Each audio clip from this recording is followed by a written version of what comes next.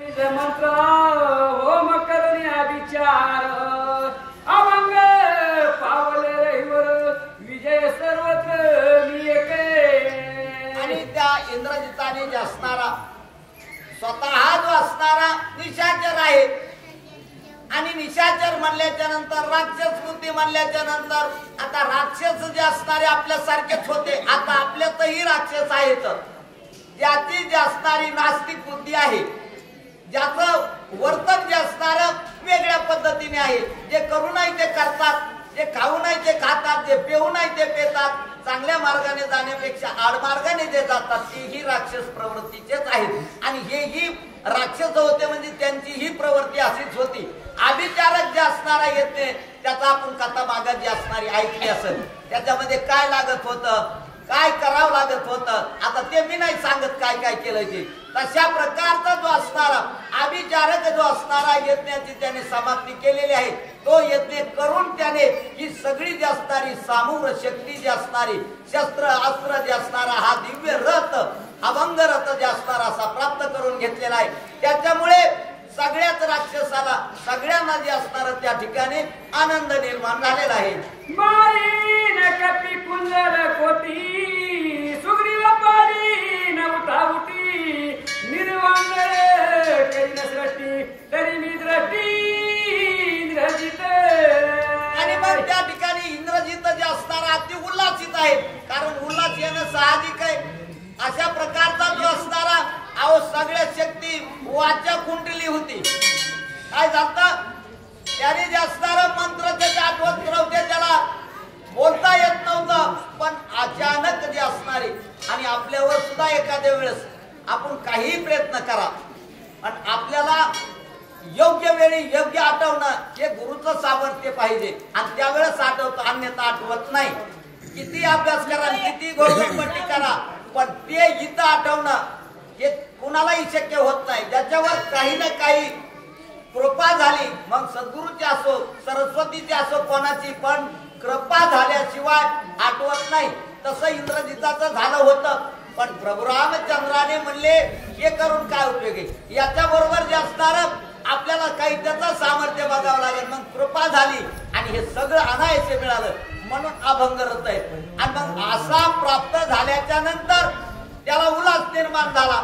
मला आता एवढी जी असणारी सामर्थ्य शक्ती माझ्याकडे निर्माण झालेली आहे आणि मग आता मी कोणालाच या ठिकाणी आवरू शकत नाही. सगळ्या वानराला मारीन, सुग्रीवालाही मारीन, अंगदालाही मारीन, रामालाही मारीन, तरच या ठिकाणी इंद्रजित नाव जे असणार सांगत किंवा माझी ख्याती. आता आपलंही तसंच आहे ना, आपल्याला थोडंफारच प्राप्त होत असते, पण त्याचा अहंकार जास्त होतो आणि एक बार अहंकार झाला की ते प्राप्त झाले त्याचाही काही उपयोग होत नाही, ते जात निघून. मग संपत्ती असो विद्या असो काही असो तसंच आहे. संपत्तीचं बी तसंच आहे ना, आपल्याकडे झाली प्राप्त पण ती पचवता येणं सुद्धा सहजासहजी शक्य नाही. थोड्या लोकांना पचवता येते. आपल्या देखत काही मोठमोठे झाले, अनेक पैसा कमवला आणि आपल्या देखतच भिकुपती झाले, लखुपती झाले, पुन्हा भिकुपती झाले.